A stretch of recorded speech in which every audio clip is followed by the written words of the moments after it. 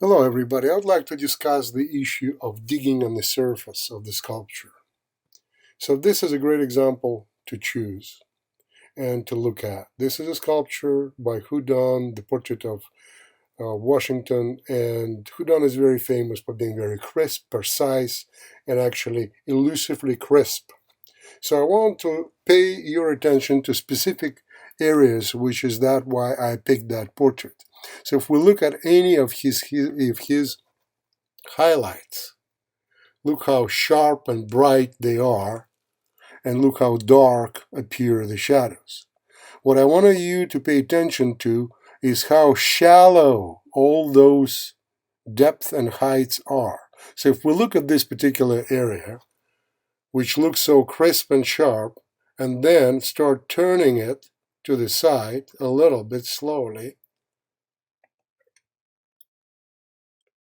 you realize that all that light, which was just sitting right here, is actually very, very smooth change from the bottom of the eyelid into the side of the cheek.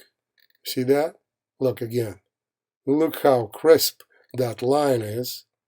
But in reality, it's very, very smooth. It's basically the 120, if not 160 angle right there. See that? So there is no actually any cutting.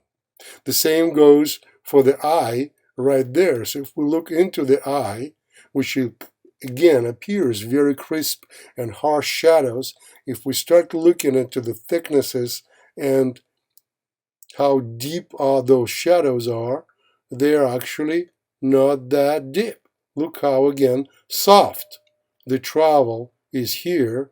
And again, you see there is no sharp cut, digged in line. See, it's all very, very soft. It's like it was dipped in milk or kind of cream-like liquid. So it has this film which allows you to which allows your eye and the light to travel without interruption. And that goes for anywhere in a place. So again, let's say, look at here. So if we look at that place, look how it appears to be sharp, like jaw goes into the neck, and look at that harsh light. But again, if we look at this from, let's say, from the side view, here we go. Look how quiet. It's again 120 here, maybe.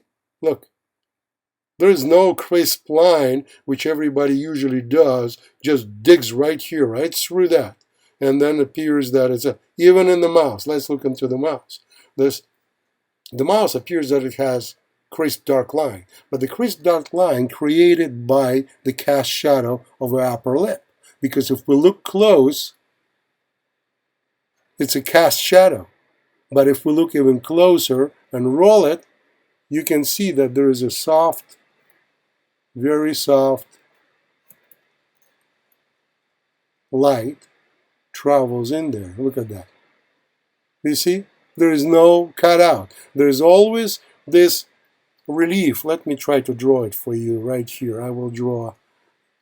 So it's like a cross section for it comes across, goes in, then there's a bottom, and then it comes out. So area of the light, right, that area, everywhere, it's actually, let's clean it up, go back again. Any place of those lights which appears for us as it has this sharp corner, actually, as we know now, is very, very soft. So if I do the cross section of these two shapes, so let's say the upper lip comes to the bottom of the mouse, then it does this sweet curve, and then it comes out on the bottom lip and comes down. So these are the lips, right? So this is that bottom light, which you can see glowing, right? So, and it goes for any place on that head, any particular corner. You have to realize that everywhere there's, look at that beautiful sharp light, right? Right where the eye meets the eye setting. And look at this, the sharp light, and we'll look into this again, and look how that. You see, again, I'm going to walk by it so you can see. Let's make it a little less aggressive. And look at this, I'm traveling like a fly over the surface, come down, and then I turn and start crawling out of the eye. So I'm going above the surface. You see that? Coming again, coming down to that, stop, turn, travel across this, and go uphill again. And it is everywhere. No matter where you look, the bottom will always have thickness for the light to come in, bounce, and come out of there. That's what allows the sculpture to be round. That does not trap the light travels, and that's why it looks so round and so crisp. There's no dark shadows. Everything has that deep glowing light in there. I think it's pretty illustrative portrait for that. Hello, my name is Simon Kogan. I have been a sculptor longer than I can remember. I have over 13 years of Russian academic training, MFA, and apprenticeship under my dear teacher Isaac Brodsky. I am very excited to share everything I have learned over the years with you in this course. Sculpting is creating a new form of life, not a copy of existing world. Sculpture is the witness to that experience. In the first week, you will learn how to see as a sculptor. You will draw, you will walk the line to learn what you see, and you will sculpt what you have learned.